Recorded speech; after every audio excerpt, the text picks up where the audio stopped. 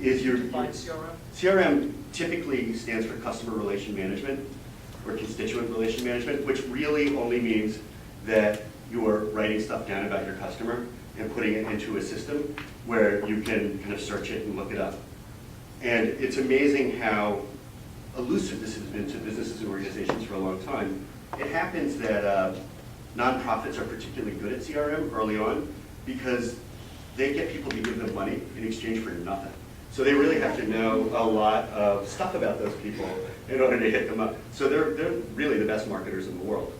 And I mean, I don't think they're nearly, and have very early on developed CRM systems, many of which you're probably aware of, like Envio or Democracy in Action or Black Duck. But really what you're doing is every time there's a transaction with that customer, you're adding it to their profile. Or anytime they give you more information, here's something I think we did for Paramount. We're finding, like what kind of movies someone liked and where their local theaters were, so there could be very targeted messages, what their email was. And the more information you give, the more you kind of give back to them and find out, we tie in with the van voter database, or we tie in with stuff like that, so we know who should get out the vote message, or who has a preference for a particular thing. Mobile is an incredible way of helping build, as a CRM language, segmented lists of data that are easy to present and then easy to hyper target. Because I think, again, all of us are in the business of exploiting mobile phones because of that hyper-targeted thing. You're getting the right message to the right person. And what the other thing is, there's just a list of charts that were downloaded from our platform, but the idea is it yields a huge amount of measurement. You can measure everything on an individual basis, on a group basis, on a meta basis, and this is the kind of thing that becomes extremely interesting to any marketer. Just going to give you an example, but again, I think the CRM integration, but being able to take a list from mobile and then put it into your list from email, and then your list of direct mail, and then your list of how many people went into your store, and then your list, and begin to really understand the behavior, not just on a meta level of everyone who lives in Rhode Island, but also right down to the actual person, all on a voluntary basis, all this stuff they've asked for. This is just a good use case of how she uses this. But every single outlet, she has a lot of them, from TV, her website, email, magazines, is a way for people to come in. People I know who sort of went through this before, but people will text in and say weddings, which is like a separate magazine for her. And then people immediately text back their email. And then right away they can get into segmenting.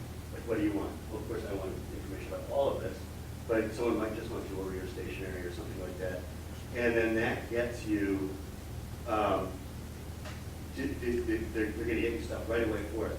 And then do you want to actually send us your address to get your catalog sent to you? Imagine how much that's worth to her marketing department, to be able to sell the address of someone that said, yes, send me something about flowers in Des Moines, Iowa, to what she can resell that for to a florist in Des Moines, Iowa. It's the most incredibly valued, hyper-targeted kind of list that you can get. And then all this goes back into the CRM profile and blah, blah, blah, blah, blah. But you sort of get how all of a sudden the magazine, which is this static, old world, dying institution, becomes this thing that brings you into the super highly valued database of segmented information. It's just like the World Wildlife Fund uses the exact same way. In this case, they have a big problem. They have a problem which is they want to save the planet, but a lot of people are only interested in particular animals, or species, or whatever it is. And but once they know who likes dolphins, they can send them all the dolphin stuff and raise more money and get more activism. It's the exact same problem Martha Stewart and the World Wildlife Fund have.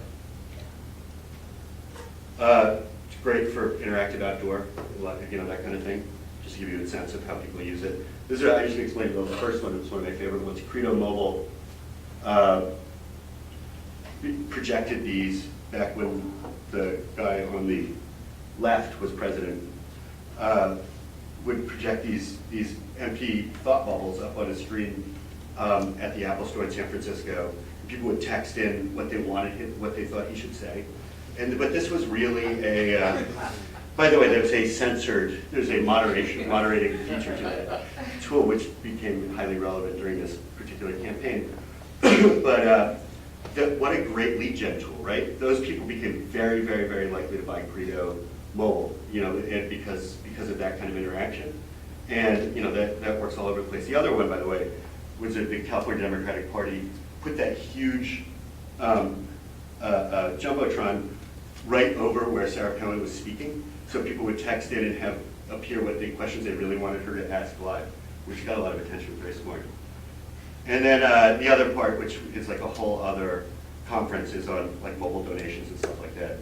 And feel free to ask me about that separately, and I'll talk for another hour and a half about it.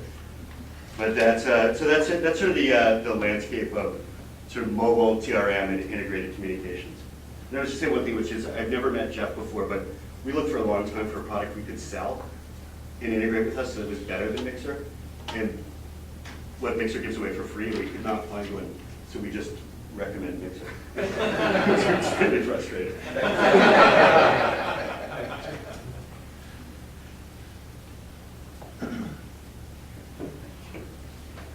So I think that kind of gives a flavor of a very kind of topside view of the diversity out there in companies and what they're all doing.